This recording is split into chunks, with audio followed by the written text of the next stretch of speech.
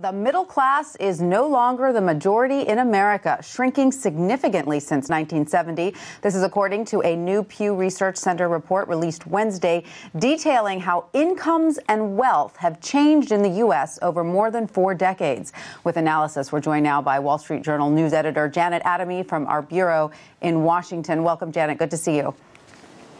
You too, Tanya. So Pew defined a typical middle-income household as one with 3 people who earned between $42,000 and $126,000 in 2014. According to Pew, in 1971, the middle class was 61% of the population.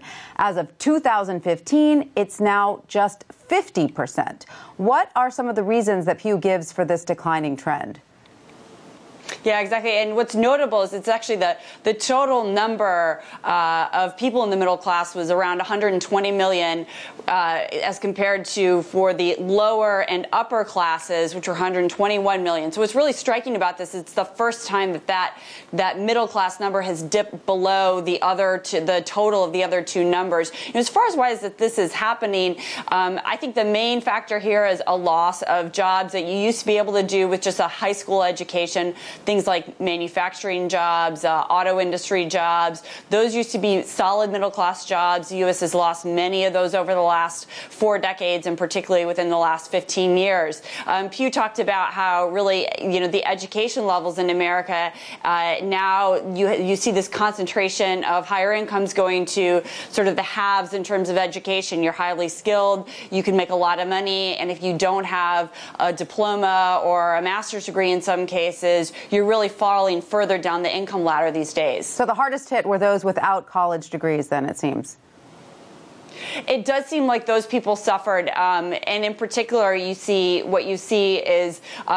real concentration into the upper class. You had people move both into the lower income tier, but you had a significant greater number of people move into that very high income tier, earning, Pew defined that as over $188,000 a year for a family of 3. You had a lot more people move into that tier than you actually had move into the very lowest income tier, which is about $30,000 a year or less for a family of 3. But it's interesting that the percentage points don't tell the whole story. There's this growing median wealth gap in that upper tier between upper income families and those middle-income families, correct?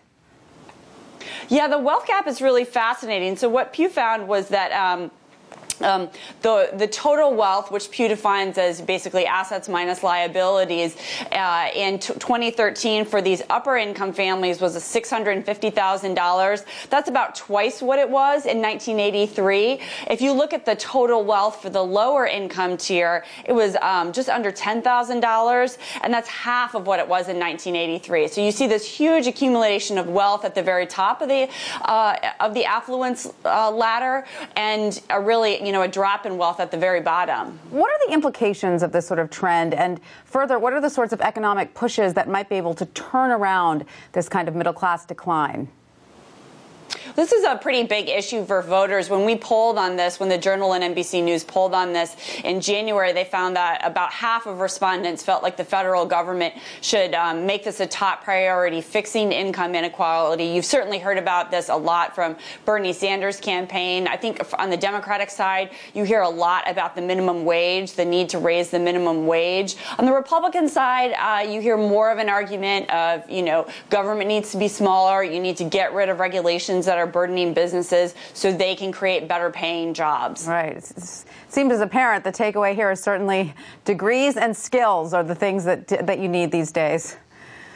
Exactly. Education seems to be something that really lifts people in the income ladder. And, you're certainly hearing the Obama administration talk more about college costs, trying to make college more affordable. So I think that'll be something that you should expect to hear more of on the campaign trail this year. All right, Janet Adamy, thank you so much for that. My pleasure.